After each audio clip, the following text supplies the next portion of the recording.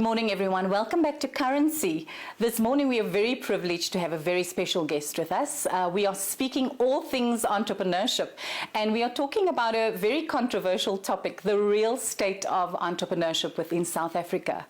We are joined by Dr. J, and she has her PhD, and not a PhD, not a doctor in medical terms, but a doctor in terms of entrepreneurship. We are extremely privileged that she will be dissecting our businesses and telling us how she landed where she is. Good morning, Dr. J. Thank you, Martine, and thank you so much for inviting me. We are very privileged to have you here this morning, Dr. J, and more so because, you know, your journey has been quite an interesting one in terms of entrepreneurship. Do you mind telling us a bit of where your entrepreneurial journey started? Wow, it started some years ago. When I was still in Cape Town in 2003, I registered my first business. You know, like any other entrepreneur, you're about to fail at some stage. So my first business didn't go that well. After 6 years of running it, I had to close it because of challenges that I experienced at the time, and recession and all sorts of things and stupid mistakes that I made. Then I had to take a break from it. So you say you cut your teeth by starting first and making the mistakes, but you didn't give up, and that's the important part. And I think that's the message that we want to drive to entrepreneurs, that it's not always rosy, right, Jabu? I mean, for us, it's really not a rosy path. It's filled with thorns and glasses and, you know, people that are wanting to pull you down and all of that. So what are the common mistakes that that you encountered as a business person? Wow, it's a lot, but I'll share a few that I think are key. Yeah. One, I went into that business without understanding the industry, so I didn't do my research. I just look at it and I thought, okay, not much capital required as a startup capital. And then I like, stationery, promotional items, you know, what can be difficult there? And then I went into it. I didn't understand the margins. I didn't understand the input versus the output, the amount of energy you need to put in to just get a profit of R1 and those kind of things. So that was one of the big mistakes that I made. Secondly, also I looked at it as like I wanted it to be professional. Yeah. So I look at other guys running stationery from the back of their buggies, and I said I don't want to be that one. I want to be professional. I look at the Waltons and other big corporates, and I said I'm aiming to get there. Yeah. But I didn't understand that there was a reason there was nobody in the middle there, because you tend to fight from both sides. So you've got the small guys that are competing, that they can cut cost as much as they can. You're trying to compete with them. Wow. And then you've got the big guys that get big discounts from the wholesalers and manufacturers, that you have to fight with them as well.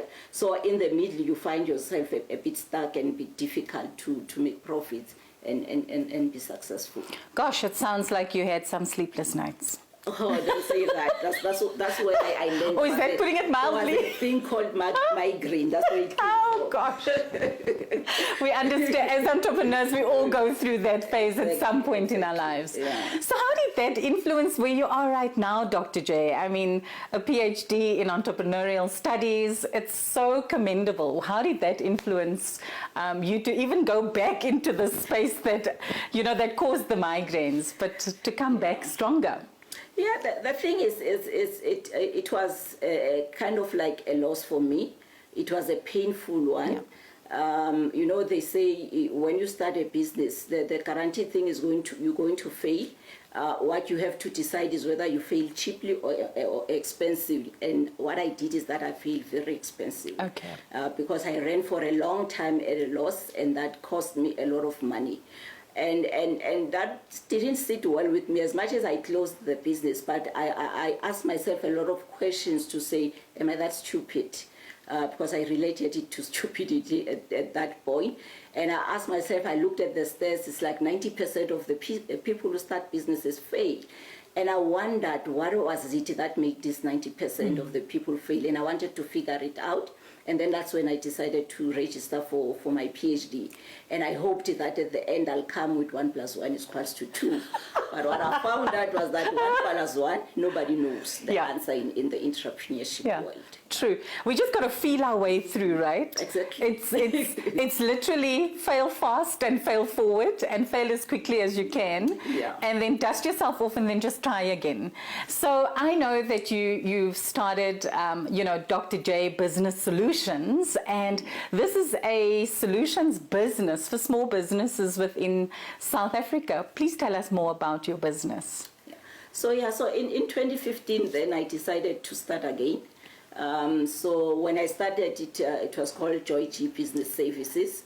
But then because of my role at Vets, where students started calling me Dr. J, and then the Dr. J became popular, so I rebranded the business so that I can run with one brand. So now it's DrJ Business Support, and mainly focusing on entrepreneurs, because what I've learned when I ran my first business was that sometimes some of the stupid mistakes we make because we don't have somebody else who has walked the road, similar road. It won't be the same, but similar, who can guide us. And then that's when I decided then to start Dr. J as a mentor. And in the process, as I was continuing with mentorship, and then also I learned a bit more about coaching. And then I realized that mentorship sometimes has got its own limitation. So I introduced coaching as well. So now I do kind of like a blended approach. So entrepreneurs mainly becomes more on the mentorship side with a little bit of coaching. And then for professionals, it becomes more coaching and a little bit of mentorship. And I find that model works very well in supporting entrepreneurs. So in your opinion, what are the top 3 things that entrepreneurs desperately need? Yeah, the funding always comes top. You read all sorts of reports, funding is there. I failed with funding. I got all the loans, the overdrafts, the grants and everything, but I still failed. And what I think is very important is market. You need a customer. Yes. You can have all the funding, but if you don't have a customer, it is not sustainable. You need training, you need understanding of what we are trying to do. So you need that entrepreneurial skill and business acumen so that we are able to understand what is happening. You need also, more than just getting funding, you need the understanding literacy in terms of managing your finances. Oh, I love that. Top 3.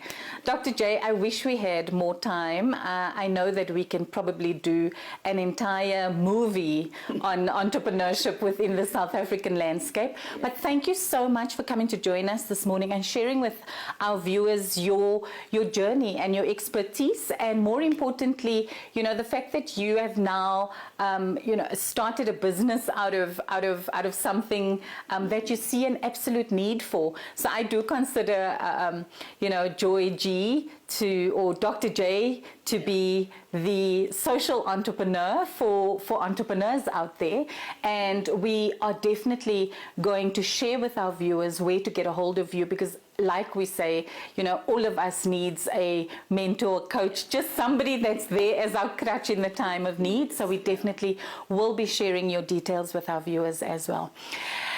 Thank you so much for joining us this morning. If I can just recap what Dr. J has said, the top 3 things that entrepreneurs desperately need is definitely not funding, but a client, someone that you can go back to and that's actually going to be buying from you, and then training and development, and then most importantly, financial education, which is so critical for each and every entrepreneur out there. Thank you so much for joining us this morning on Currency. We look forward to welcoming you back next week.